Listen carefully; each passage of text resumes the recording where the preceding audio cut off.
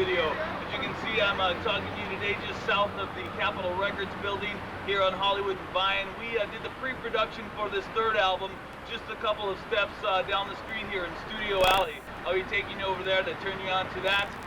We just hope you enjoy the video. We're going to turn you on to a lot of things. What's up, and welcome to the Vengeance Rising guitar instructional video. My name is Roger Martinez. I'm Derek Sean. We're going to be taking you through a number of different things pertaining to the Destruction Comes album today, and this is definitely going to give you one ripping handle on some very serious axe playing, how to get your guitar just wholly wired. I'll be showing you some of the stuff that I did on the album, some of the picking, some of the legato, some pentatonic shapes that will get you ripping over the neck, and just some bends and stuff that will make you sound as aggressive as you can be. Hey, how's it going? And welcome to the Vengeance guitar instructional video.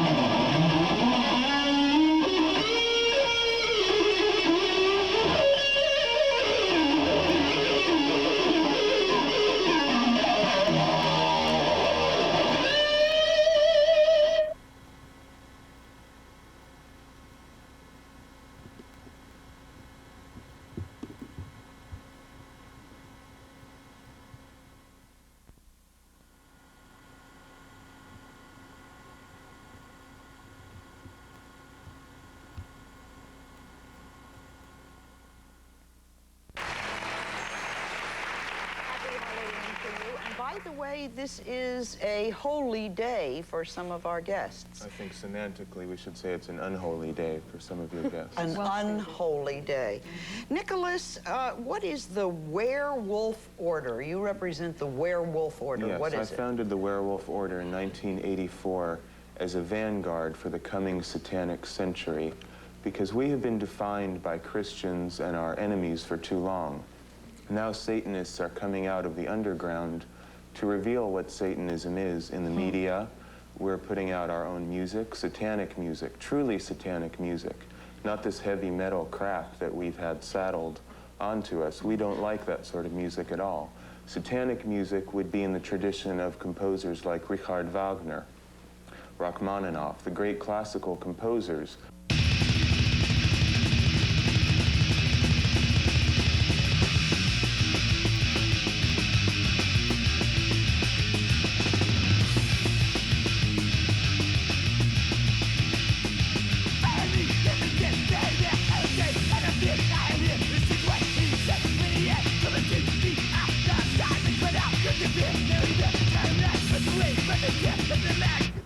The first thing I'm going to be taking you through is the rhythm techniques that I used on the album. Now, I'm going to be giving you the tuning at this time, and keep in mind I tuned to E flat. So this album, as well as previous Vengeance albums, are in E flat. So here's your E.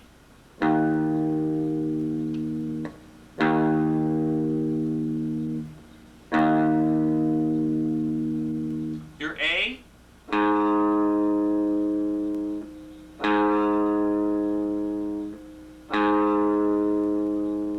Your D.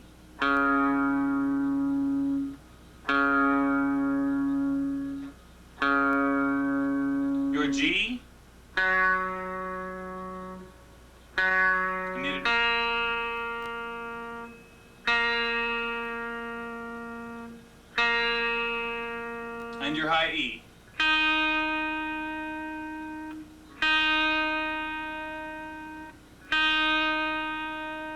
Should be able to get a nice chord out of that.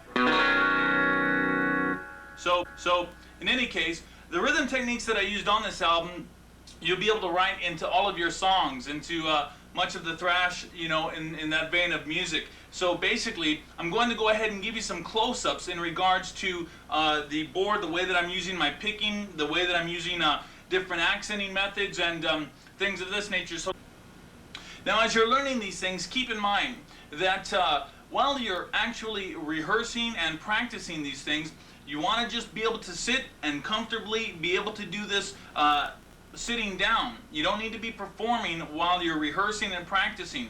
Now, certainly, after you've got it wired on what you're doing, whether it be a lead playing, a rhythm playing, then you can incorporate it into your stage presence. However, to initially study, to initially be able to get this stuff down, it's best that you sit down, that you get in a very comfortable position. Now, certainly, as you stand up and have a strap, the height or length that you like it, you're going to have to incorporate that. Personally, I like hanging my guitar very low when I'm actually playing live or in a situation like that. However, to learn something, it's best to sit kind of like where I am now, where it's basically you have a good leverage factor across the neck, as well as everything else that you're doing in regards to just concentrating on your playing.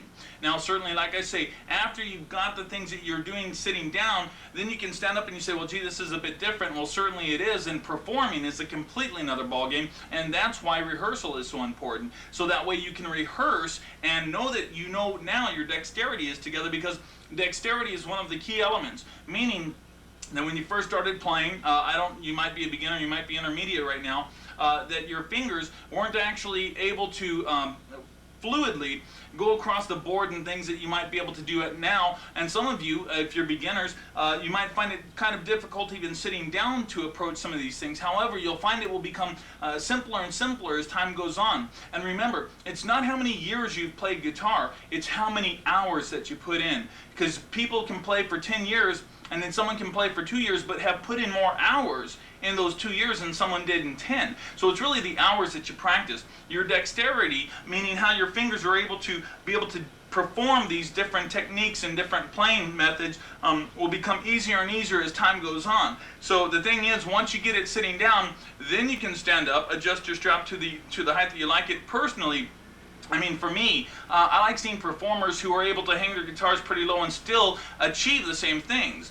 Certainly you can wear it way up high, like even like this, a lot of players do, just because they can't play accurately otherwise. And that's where personally, for me, performance comes in. You know, I like seeing cats who can perform and they don't have to wear it up like they're sitting down. They can actually be all over the stage, have a good time, and still do the same thing. So me, I appreciate that. It's not to say that the other way is wrong, because really in music you'll find there is no right or wrong. There's only what you like and what you're comfortable with. When you can go with that and you can be happy playing your music yourself, that's when you're really going to be able to achieve things that you want to, in my opinion. And you just have to be satisfied within yourself and not doing it simply to do what someone else wants you to do, but you have to play music and enjoy it the way that you like to play it. And hey, you know, that's where it boils down to personal taste. That's why you have so many different styles of players and musicians.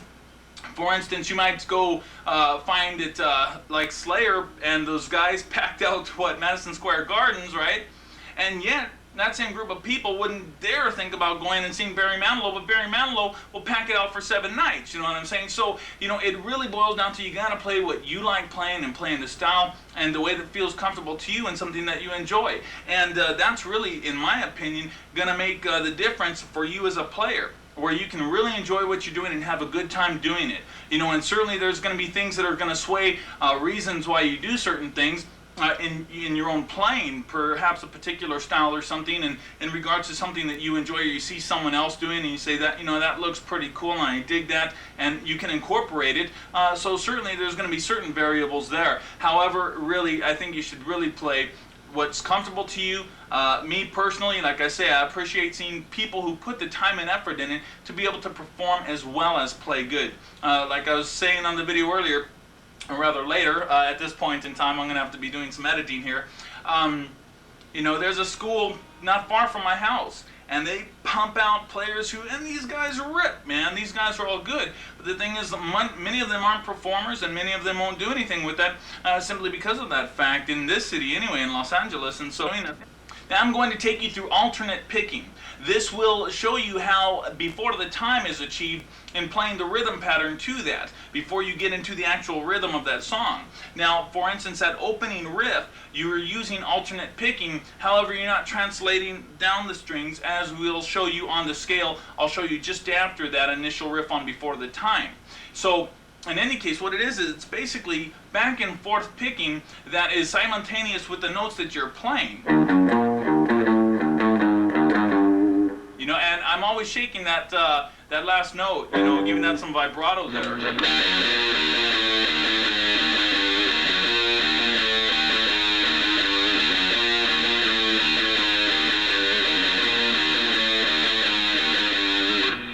Now that's going to be slight nuances in reference to your playing where you'll pick that up, and you'll notice Derek full on rips on his vibrato in regards to all over the place, and certainly in my playing I use it somewhat too.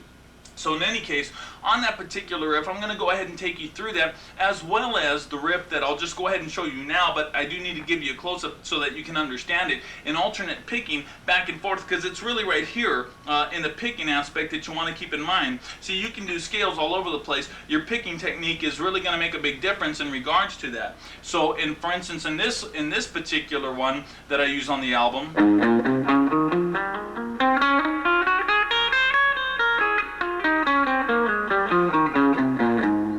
that's alternate picking, going back and forth. Where on my E string, I'm going down, up, down. And on the A string, that first note is up, down, up.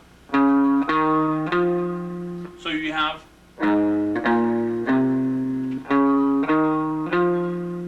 And that's alternate picking, and you do that across the neck. It's down, up, down, up, down, up. So you're actually just keep going down, up, down, up, down, up, down, up, down with your picking. But you're translating that across strings, and I'm going to teach you that using 3 notes per string. For instance, let me just go ahead and give that to you now, that way you can kind of get an understanding. Then I'll get you the close-up on the neck, that way you can see exactly where I'm hitting it. Basically, it's the 5th, 7th, and 9th fret on your E string. So your first note on your 5th fret is a downstroke. Your second note on the 7th fret is an upstroke. And the third one is a down.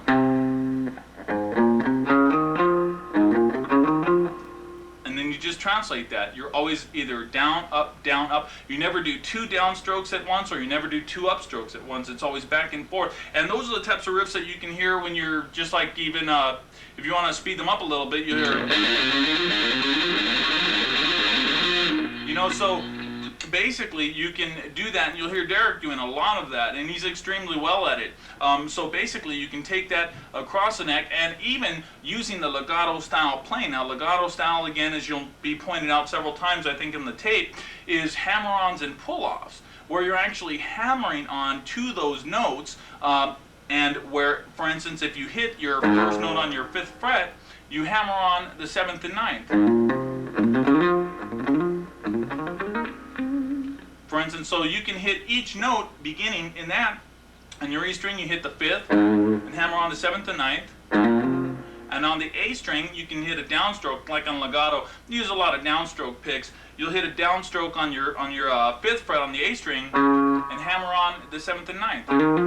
And then you'll do that again on the 6th fret on your D string and hammer on the 7th and 9th. And then do that again on your G string on your 6th fret and just hammer on the 7th and 9th. So you just actually hit it once.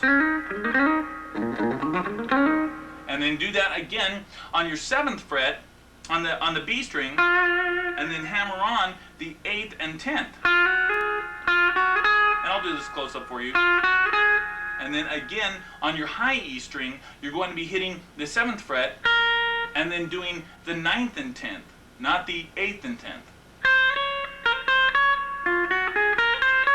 So you have... Now that's alternate picking. That's alternate picking back and forth on that.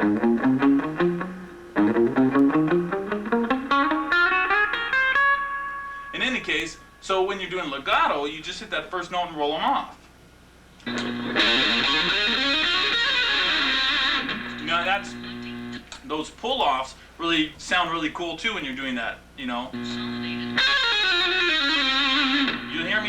You hear me doing that on different songs. I got this for.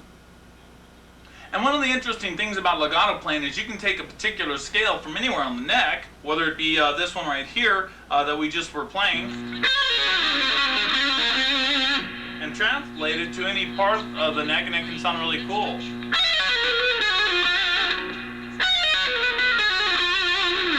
You know, however you want to approach it in whatever song you're playing. Of the legato playing with the hammer-on and pull-offs. Now, if I were playing that with alternate picking back and forth, here's how that would sound. And that's playing back and forth on up and down strokes, never doing 2 down strokes or 2 up strokes. That's back and forth on each one. And that's employed quite a bit on the album, as you're going to see from the instructions. So let me go ahead and go over that for you real quick.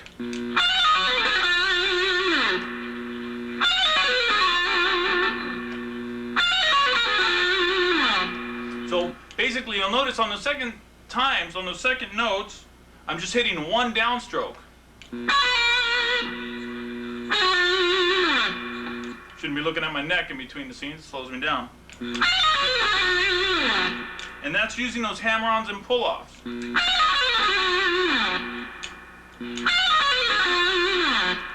Basically, and you're going to do each one, you know, the feeling is going to have to be with your song.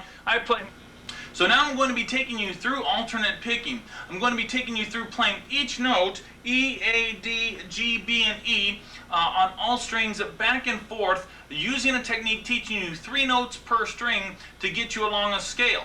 Now the thing about this is, do not pay any attention up the neck to what I'm doing over here on the fingering over here. Stay in touch with what I'm doing right here to help you have a greater understanding of exactly what alternate picking is. It's used all over the place on the album. Derek uses it all over the place. I use it all over the place. And basically what it is that back and forth picking. That back and forth picking that allows you to go from string to string and keep in a perfect time, to be able to keep playing very fast and accurately over the strings. Now here's how we're going to be doing it. We're going to be taking the first string, the E string, and hitting our first note down, our second note up, and our third note down.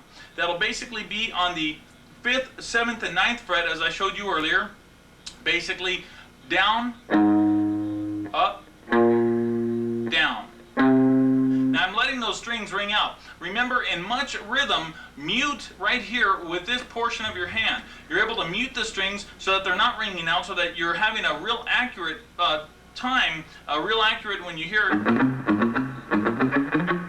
And remember, you're hitting your first note down and your second note up.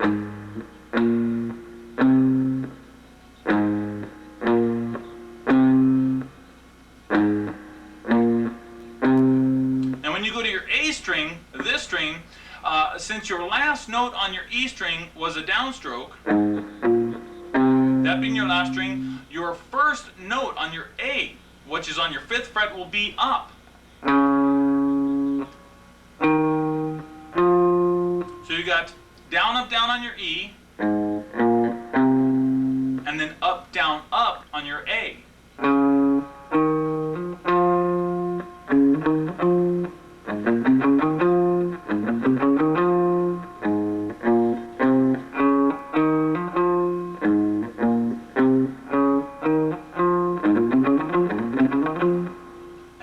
Take it to the D string on the 6th fret, to the 7th, and to the 9th.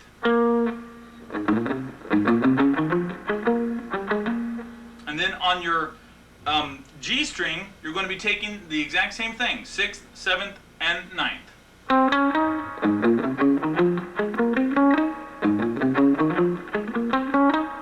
Then you're taking it to your B string on the 7th fret and doing the 7th, 8th, and 10th. So,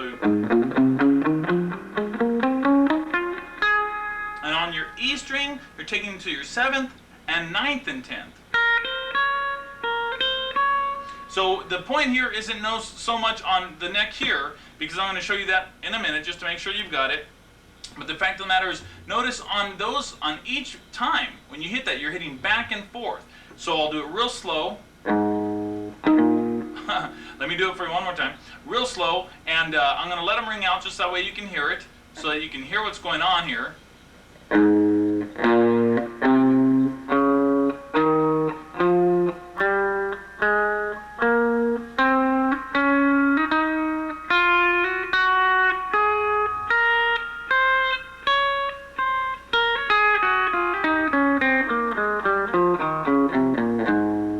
So that's what you're doing. You're just back and forth. Notice I'm continually going back and forth.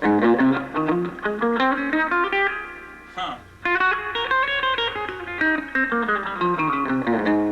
That expresses alternate picking.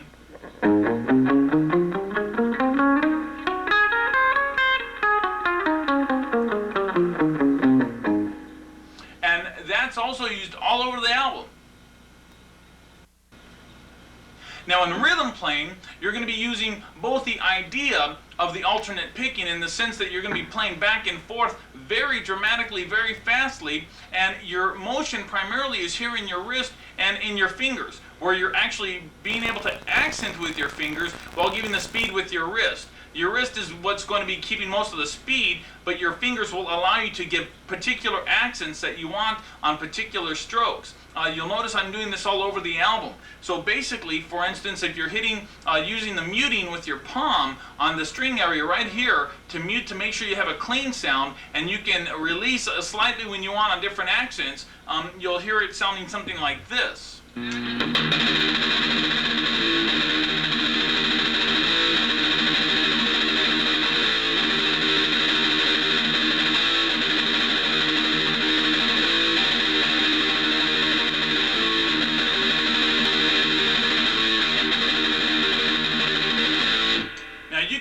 Types of different rhythm patterns that you want to.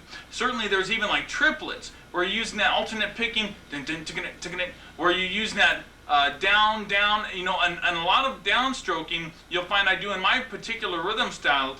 For instance, on like You Can't Stop It.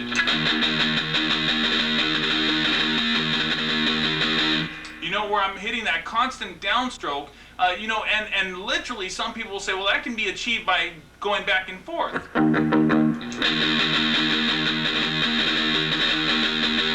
But there is quite a difference, actually, in the nuances between those two. Between going back and forth and the constant downstroke, there's a nuance there that's very, very important, at least to me. Some people don't feel that way, but I think it's very, very obvious. At least in my ears, it's very obvious. So basically, when I'm doing that type of rhythm playing, I'm playing that constant downstroke with your wrist and accenting with your fingers at different points that you want to. So now, those triplets I'm employing there are, they're, when you hear that,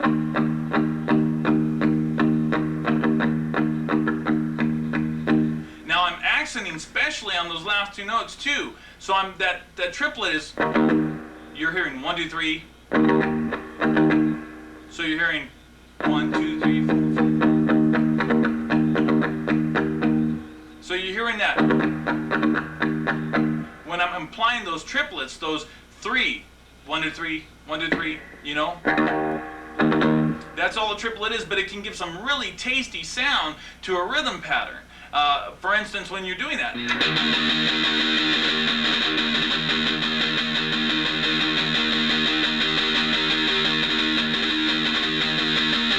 So let me teach you how to do that. Now on a triplet pattern, what you're doing is you're utilizing 3 notes fast. When you're playing it down, up, down. That's a triplet. And you utilize that in your rhythm playing. You'll hear it all over the place these days, and it's a really cool accent that you use. Again, you're going to be using your wrist primarily for the speed, and you're going to be using your fingers for those accents, the way that you personally want to accent or you know, play that note. So basically, what I'd like you to do to learn how to play that triplet in a sequence is to play the E string on a downbeat 8 notes. So you got that. That was 7. Now after the 8th time, after you've got that down 8, now again, you're going to be using the muting section here. I'm doing a lot of that loosely just so that you can hear it, but basically you want that to be down. Now after the 8th one, do a triplet. When you do the triplet, hit a downstroke immediately after. That's your triplet, and then hit that additional downstroke, and then another triplet. So let's practice that. Practice a triplet, then a downstroke, then another triplet.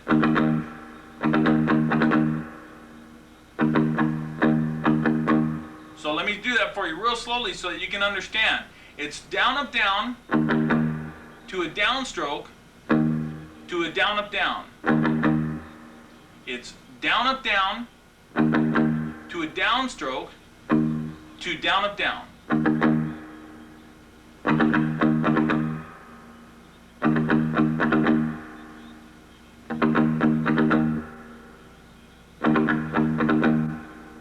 So you're going to play 8 notes, then the triplet, the downstroke, and another triplet.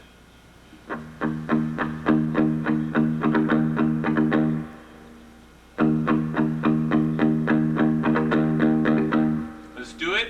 1, 2, 3, 4, 5, 6, 7, 8, triplet, downstroke, triplet. So triplet, downstroke, triplet. Remember?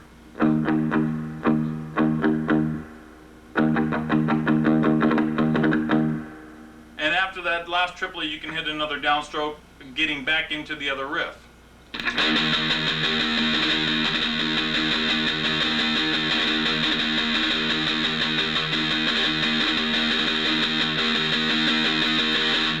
You know, and you're going to be doing different things like that, and that's what you hear on the album. So at this point in time, I'm going to be taking you through the song Before the Time. Now the portion of the neck that you're looking at is the part that you'd be playing the entire song on, with the exception of the lead.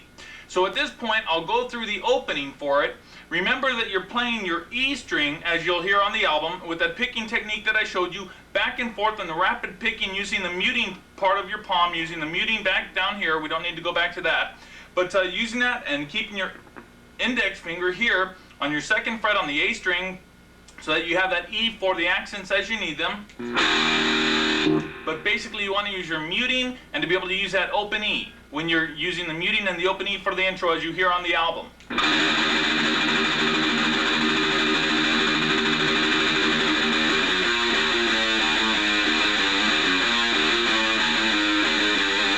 So what is taking place there is simply this. You're starting with that open E and using that open E as an accent, and you're hitting these strings. So you're doing it. So I'm going to teach you that right now, that actual riff. You're using your open E, and you're going here. So it's open E to a G to a B. Then your open E to the B to an A sharp. Then open E to the A sharp to the A. Then the open E to the A to the G sharp.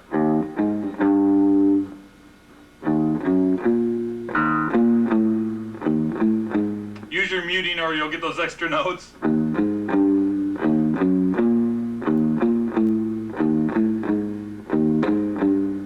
I suggest that you do it the way I'm showing you, by using all of your fingers. It's really good when you're using technique that you use all of your fingers, and that way you're able to use different scale techniques and be flexible with your dexterity, meaning the use of all 4 fingers. You want to be able to use them all just as well as the other. You want to be able to use this finger as well as this finger as well as this finger as well as this finger. So what you want to do is to always be exercising all 4 fingers in different scale patterns that you learn or that you use. Try and incorporate them all as much as is possible. So in any case, that's exactly what's happening there.